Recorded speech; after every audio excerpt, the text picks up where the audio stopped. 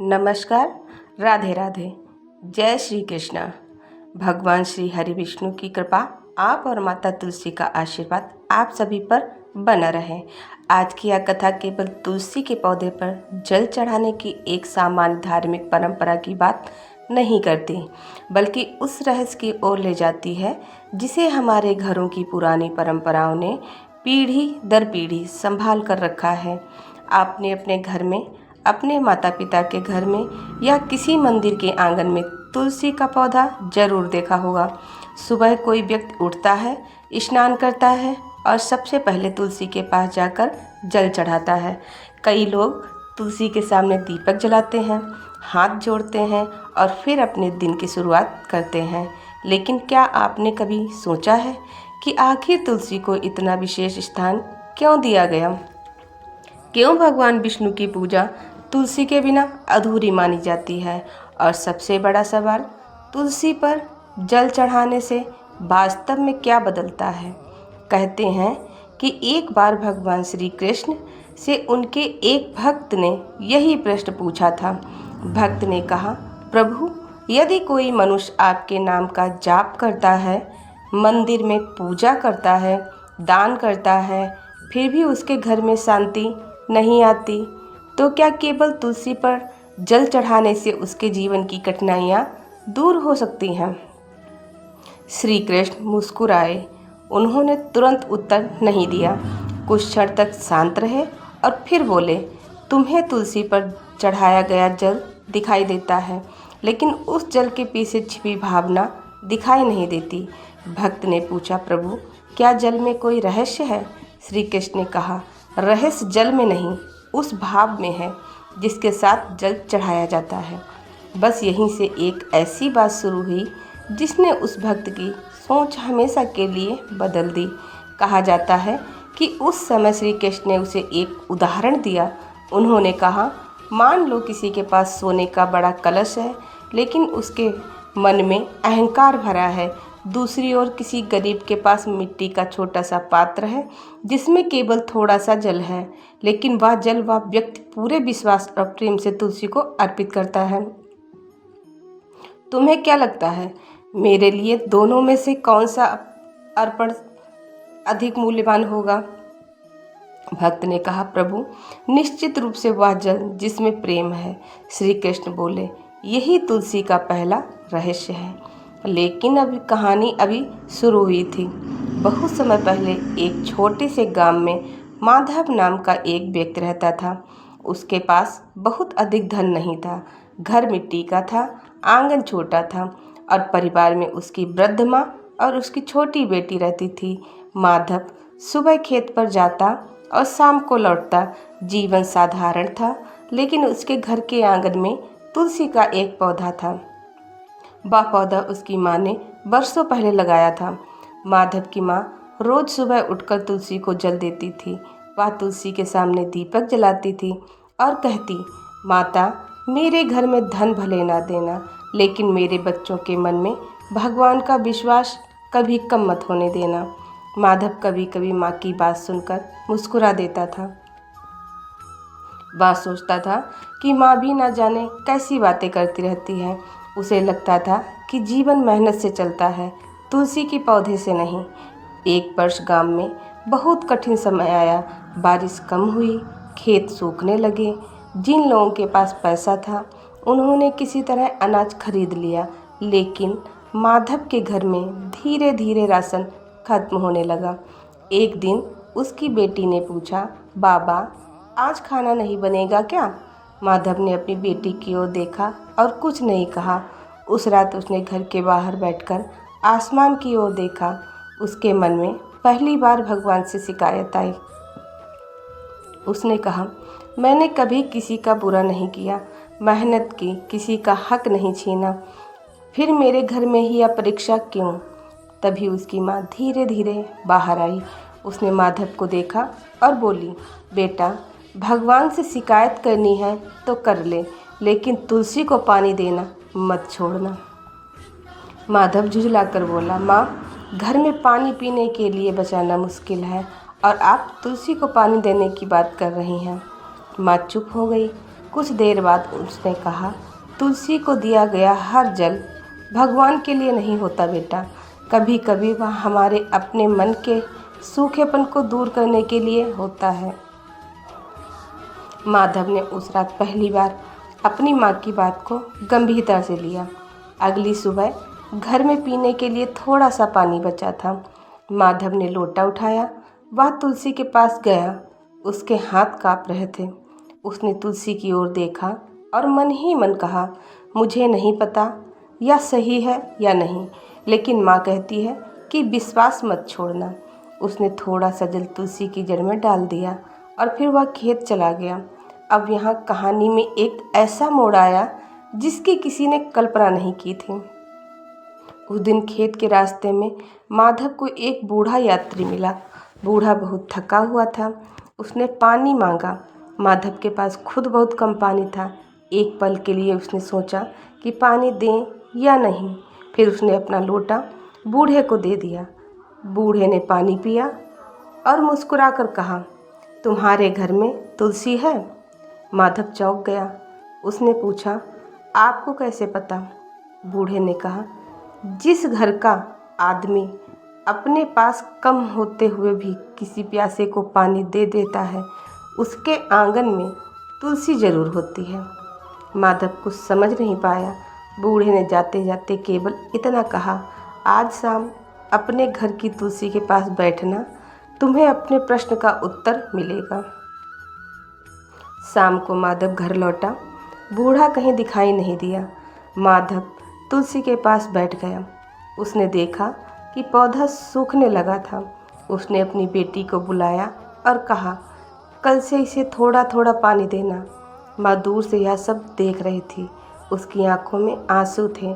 माधव ने पूछा, माँ आप रो क्यों रही हैं?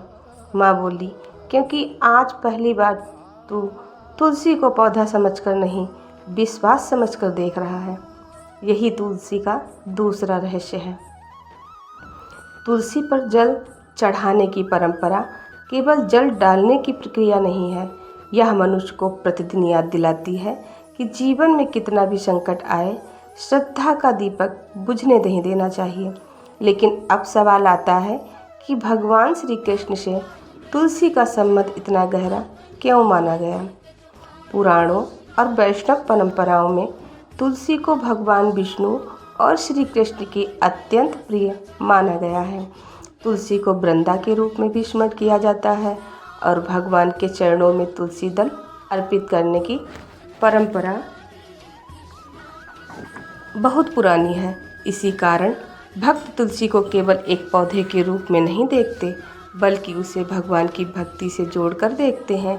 लेकिन इस कथा का सबसे गहरा रहस्य अभी बाकी है।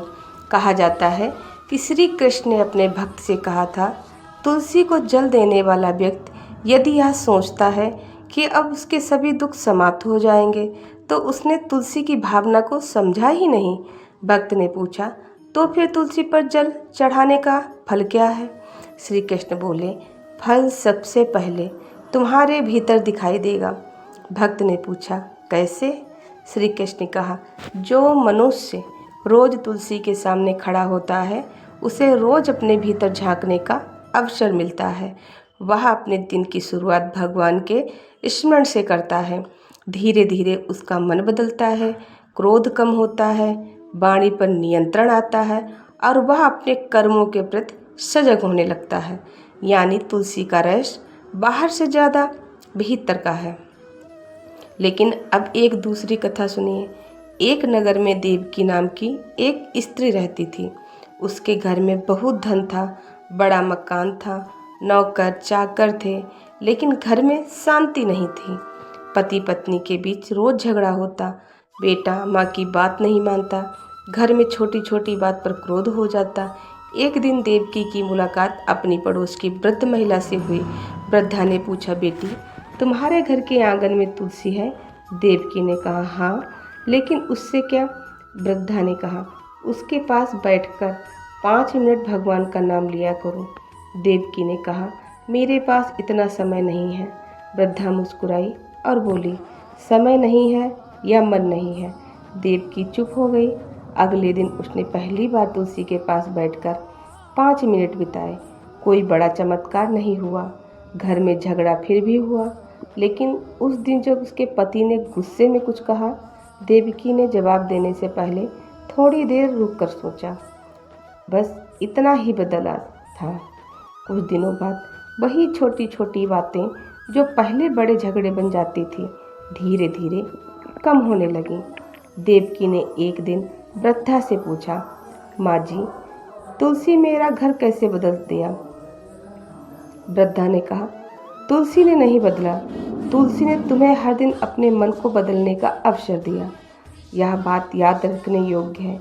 कई बार हम पूजा में चमत्कार खोजते हैं, जबकि भगवान हमें चमत्कार के बजाय सही दिशा दे रहे होते हैं। अब यहाँ एक बहुत महत्वपूर्ण बात आती है। तुलसी पर जल चढ़ाने के भी कुछ पारंपरिक नियम बताए जाते हैं। अलग अलग परिवारों और परंपराओं में नियम अलग हो सकते हैं, इसलिए इन्हें कठोर नियम समझने के बजाय अपनी पारिवारिक परंपरा और श्रद्धा के अनुसार समझना चाहिए। सामान्य रूप से सुबह स्नान करके तुलसी को जल अर्पित करें, ये परंपरा है। जल धीरे धीरे जड़ में देना चाहिए। तुलसी को सम्मान पूर्वक प्रणाम करना चाहिए। मन में भगवान विष्णु या श्री कृष्ण का स्मरण करना चाहिए। यदि दीपक जलाते हैं तो श्रद्धा से जलाएं। तुलसी के पास गंदगी नहीं होनी चाहिए, लेकिन क्या आपने ध्यान दिया है कि जल हमेशा जड़ में दिया जाता है? इसका भी एक सुंदर अर्थ है। पौधे की जड़ उसका आधार है। मनुष्य के जीवन में भी उसकी जड़ उसके संस्कार होते हैं। यदि जड़ मजबूत है तो कठिन परिस्थितियों में भी व्यक्ति टिक सकता है। इसलिए तुलसी की जड़ में जल देना जैसे अपने जीवन की जड़ों को सींचने की याद दिलाता है। अब एक और रहस्य सुनिए। एक बार एक युवा राजकुमार अपने गुरु के पास गया। वह बहुत परेशान था। उसने कहा, गुरुदेव, मुझे समझ नहीं आता कि भगवान मेरी प्रार्थना क्यों नहीं सुनते। गुरु ने पूछा, तुम रोज पूजा करते हो? राजकुमार ने कहा, हाँ। तुलसी को जल देते हो? हाँ। और जल देते समय क्या मांगते हो? राजकुमार ने कहा, मैं विजय मांगता हूँ। गुरु मुस्कुराए। उन्होंने कहा, यही तुम्हारी भूल है। राजकुमार ने पूछा, क्यों? गुरु बोले, तुम भगवान से विजय मांगते हो, लेकिन कभी यह नहीं मांगते कि यदि विजय तुम्हारे लिए उचित ना हो तो भगवान तुम्हें उसे छोड़ने की बुद्धि दें। राजकुमार शांत हो गया। गुरु ने तुलसी की ओर देखकर कहा, तुलसी के पास मांगने से पहले धन्यवाद करना सीखो, क्योंकि जो व्यक्ति हर दिन केवल मांगता है वह अपने पास मौजूद कृपा को देखना भूल जाता है। यह बात आज भी हमारे जीवन पर लागू होती है। हम सुबह उठते ही अपनी परेशानियों की सूची भगवान के सामने रख देते हैं।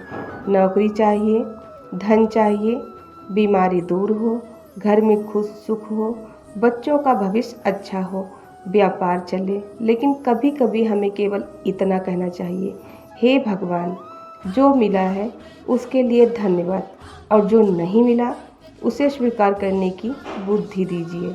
यही भक्ति को गहरा बनाता है। अब लौटते हैं माधव की कहानी पर। कुछ महीने बीत गए। बारिश आखिरकार गाँव में आई। खेतों में फिर हरियाली लौटने लगी। माधव की फसल भी अच्छी हुई। उसके घर की स्थिति धीरे धीरे सुधरने लगी। एक दिन उसकी बेटी ने पूछा, बाबा, क्या तुलसी ने हमारी फसल बचाई? माधव कुछ देर चुप रहा। फिर उसने कहा, बेटी, मैं यह नहीं कह सकता कि किसने क्या किया, लेकिन इतना ज़रूर जानता हूँ कि जब हम सबसे ज़्यादा परेशान थे तब तुलसी ने हमें भगवान को याद करना नहीं छोड़ने दिया, और शायद यही हमारी सबसे बड़ी ताकत थी। बेटी ने पूछा, तो क्या तुलसी चमत्कार करती है? माधव ने कहा, चमत्कार हमेशा वैसे नहीं होते जैसे हम सोचते हैं। कभी चमत्कार यह होता है कि टूटने के बाद भी इंसान खड़ा हो जाता है। यही इस कथा की आत्मा है। लेकिन अब उस रहस्य पर आइए जो बहुत से लोग पूछते हैं, क्या तुलसी पर जल चढ़ाने से पाप नष्ट हो जाते हैं? धार्मिक परंपराओं तुलसी को पवित्र मानती हैं और उसके स्मरण पूजा तथा भगवान को तुलसी अर्पित करने को पूर्णकारी मानती हैं, लेकिन इसका अर्थ यह नहीं कि मनुष्य गलत कर्म करता रहे और केवल तुलसी पर जल चढ़ाकर सब कुछ समाप्त समझ ले। भगवान श्री कृष्ण के उपदेशों का मूल संदेश कर्म, भक्ति, विवेक, धर्म से जुड़ा है। यदि कोई व्यक्ति तुलसी को जल देता है और उसी दिन किसी गरीब का अपमान करता है, किसी का हक मारता है, झूठ बोलता है और फिर सोचता है कि पूजा ने सब ठीक कर दिया, तो वह भक्ति के अर्थ को नहीं समझा। तुलसी हमें केवल पूजा नहीं सिखाती, तुलसी हमें पवित्रता का स्मरण कराती है। अब सोचिए, एक पौधा हमारे घर में खड़ा है, वह हमसे कुछ मांगता नहीं, वह हमारे घर की हवा में अपना योगदान देता है।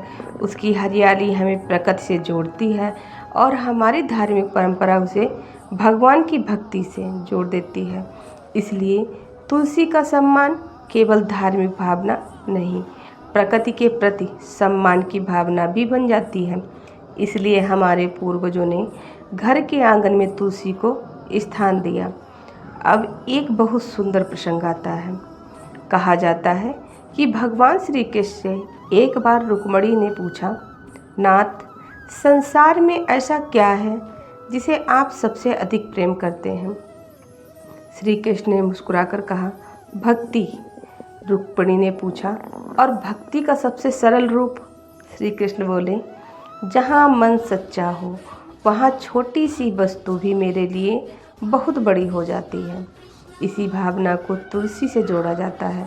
तुलसी का एक छोटा सा पत्ता भी भगवान को प्रेम से अर्पित किया जाता है। यहाँ वस्तु की कीमत नहीं, भावना की कीमत है। यही कारण है कि श्री कृष्ण की पूजा में तुलसी दल को विशेष महत्व मिलता है। लेकिन कहानी में एक ऐसा रहस्य भी है जिसे बहुत कम लोग समझते हैं। तुलसी पर जल चढ़ाने की आदत मनुष्य के दिन को एक निश्चित लय देती है।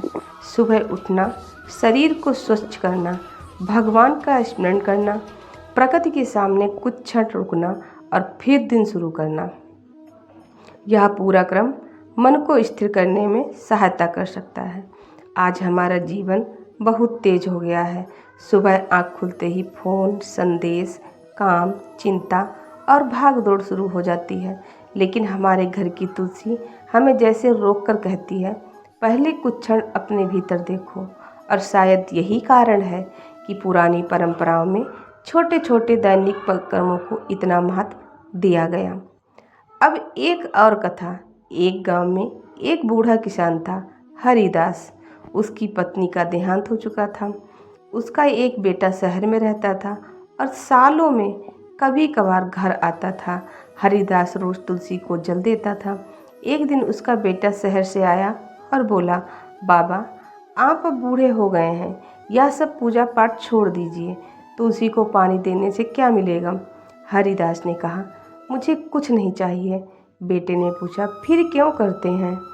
हरिदास ने तुलसी की ओर देखा और कहा, क्योंकि जब तुम्हारी माँ जिंदा थी वह इसे जल देती थी। इसके जाने के बाद मुझे लगा कि अगर मैं यह काम छोड़ दूंगा तो उसकी याद का एक हिस्सा भी मेरे घर से चला जाएगा। बेटा चुप हो गया। अगली सुबह उसने देखा कि उसका बूढ़ा पिता कांपते हाथों से तुलसी को जल दे रहा है। उसने पहली बार पिता के पास जाकर लोटा अपने हाथ में लिया और तुलसी को जल दिया। हरिदास की आंखों में आंसू आ गए। उसने कुछ नहीं कहा, बेटे ने भी कुछ नहीं कहा। लेकिन उस दिन दो पीढ़ियों के बीच जो दूरी थी वह कुछ कम हो गई। तो क्या तुलसी ने चमत्कार किया? शायद नहीं। शायद उस छोटे से पौधे ने केवल दोनों को एक ही स्थान पर खड़ा कर दिया था। यही भक्ति की शक्ति है। अब ध्यान से सुनिए, क्योंकि यही वह बात है जिसे इस पूरी कथा का सबसे बड़ा रहस्य कहा जा सकता है। तुलसी पर जल चढ़ाने का असली रहस्य यह नहीं है कि जल गिरते ही कोई बंद दरवाज़ा अचानक खुल जाएगा। असली रहस्य यह है कि मनुष्य रोज़ उस पौधे के सामने खड़ा होकर अपने जीवन की जड़ को याद करे। यदि मनुष्य के भीतर अहंकार बढ़ रहा है तो तुलसी उसे विनम्रता की याद दिलाए। यदि क्रोध बढ़ रहा है तो वह उसे शांति की याद दिलाए। यदि दुख बढ़ रहा है तो वह उसे विश्वास की याद दिलाए। यदि धन बढ़ रहा है तो वह उसे सेवा की याद दिलाए। और यदि सब कुछ छीन रहा है तब भी वह उसे याद दिलाए कि जीवन केवल परिस्थितियों का नाम नहीं है। अब सवाल उठता है कि तुलसी को जल देते समय क्या मंत्र बोलना चाहिए। यदि आपको कोई विशेष मंत्र आता है तो श्रद्धा से उसका जाप कर सकते हैं। यदि मंत्र याद नहीं है तो चिंता की आवश्यकता नहीं। आप सरल शब्दों में भगवान श्री कृष्ण का नाम ले सकते हैं। हे श्री कृष्ण, मेरे मन को शुद्ध रखिए, मेरे घर में प्रेम रखिए, मुझे सही कर्म करने की बुद्धि दीजिए। इतना भी पर्याप्त है। भक्ति में शब्दों की संख्या नहीं, भावना की सच्चाई महत्वपूर्ण मानी जाती है। अब एक बात और, तुलसी को जल देते समय कई लोग मन में अपनी समस्याएं लेकर खड़े होते हैं। यह स्वाभाविक है, लेकिन कभी कभी अपनी समस्या भगवान को बताने के बाद कुछ क्षण शांत भी रहिए। केवल बोलिए मत, सुनने का प्रयास भी कीजिए, क्योंकि प्रार्थना केवल मांगना नहीं है, प्रार्थना अपने मन को शांत करना भी है। और शांत मन में ही कई बार या उस प्रश्न का उत्तर दिखाई देता है जो परेशान मन में दिखाई नहीं देता। माधव के साथ भी यही हुआ था। जब वह पहली बार तुलसी के पास बैठा था, उसे कोई चमत्कारी उत्तर नहीं मिला, लेकिन उसे धीरे धीरे यह समझ आया कि संकट से भागने के बजाय उसे अपने भीतर विश्वास बनाए रखना है। अब कल्पना कीजिए कि आपके घर में तुलसी है, आप सुबह उसके पास जाते हैं, आप जल चढ़ाते हैं। उस समय यदि आपके मन में किसी के प्रति बहुत क्रोध है तो एक क्षण रुकिए और सोचिए, क्या मुझे यह क्रोध पूरे दिन लेकर चलना है। यदि किसी से गलती हुई है तो सोचिए, क्या मुझे क्षमा करना चाहिए। यदि आपके घर में कोई दुखी है तो सोचिए, क्या मैं उसके साथ कुछ समय बैठ सकता हूँ। यदि कोई ज़रूरतमंद आपके सामने है तो सोचिए, क्या मैं उसकी सहायता कर सकता हूँ। तब तुलसी की पूजा केवल पूजा नहीं रहती, वह जीवन का अभ्यास बन जाती है। और शायद यही कारण है कि हमारे घरों में तुलसी को आंगन के बीच या किसी पवित्र स्थान पर रखा गया।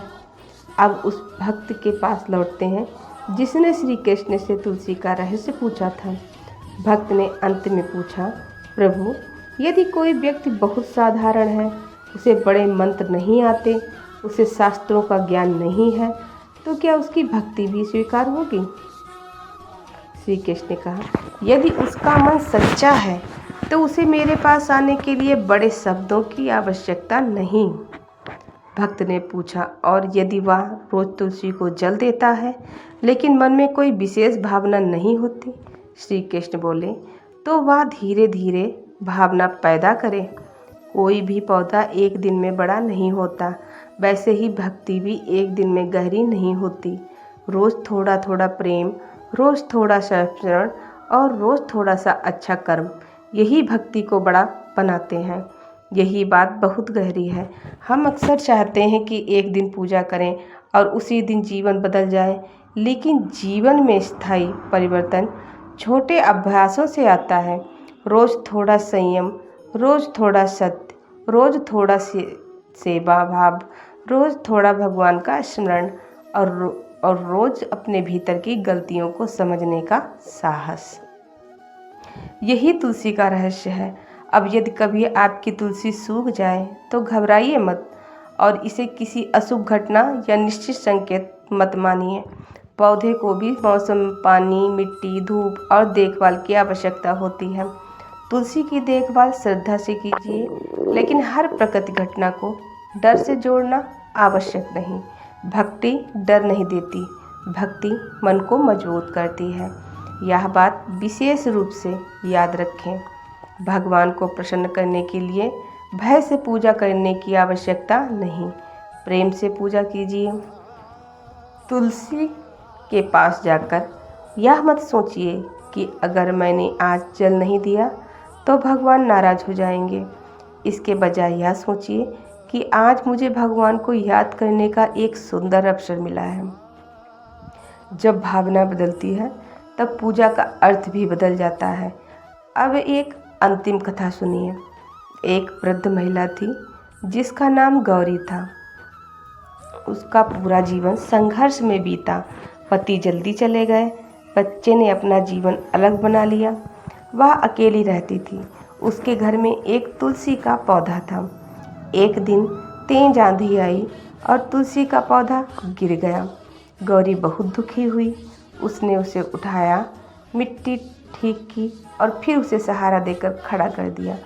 पड़ोस की महिला ने कहा, माँ जी, इतना दुख क्यों कर रही हैं? दूसरा पौधा लगा लेना। गौरी ने कहा, पौधा दूसरा लगा सकती हूँ, लेकिन इसने मेरे साथ बहुत साल बिताए हैं। जब मैं रोती थी तब मैं इसके पास बैठती थी। जब मेरे बच्चे दूर गए तब मैं इसके पास बैठती थी। जब मुझे लगता था कि मेरे पास कोई नहीं है तब मैं इसके सामने भगवान का नाम लेती थी। कुछ दिन बाद उस पौधे में फिर नई पत्तियां निकल आईं। गौरी उन्हें देखकर मुस्कुराई। उसने कहा, देखा, जीवन भी ऐसा ही है। गिर जाने का मतलब समाप्त हो जाना नहीं होता। यही शायद तुलसी हमें हर दिन सिखाती है। गिरो तो फिर उठो, सूखो तो फिर जीवन की तलाश करो, अंधेरा आए तो दीपक जलाओ, और जब कुछ समझ न आए तो भगवान का नाम लो। इसलिए अगली बार जब आप तुलसी पर जल चढ़ाएं तो केवल इतना मत सोचिए कि मुझे क्या मिलेगा। एक बार यह भी सोचिए, आज मैं भगवान को क्या दे सकता हूँ। आप अपना क्रोध दे सकते हैं, आप अपना अहंकार दे सकते हैं, अपनी चिंता दे सकते हैं, अपनी बुरी आदत छोड़ने का संकल्प दे सकते हैं, किसी को क्षमा करने का निर्णय दे सकते हैं, और सबसे बढ़कर अपना सच्चा मन दे सकते हैं। क्योंकि भगवान को सबसे अधिक आवश्यकता हमारे दिखावे की नहीं, हमारे सच्चे भाव की है। श्री कृष्ण के नाम से जुड़ी भक्ति हमें यही सिखाती है कि भगवान तक पहुंचने का रास्ता केवल बड़े बड़े अनुष्ठानों से नहीं बनता। कभी कभी वह रास्ता हमारे घर के छोटे से आंगन से होकर जाता है, जहां सुबह की शांति में तुलसी का एक पौधा खड़ा होता है और हम कुछ क्षण उसके सामने हाथ जोड़कर अपने जीवन को फिर से सही दिशा देने का संकल्प लेते हैं।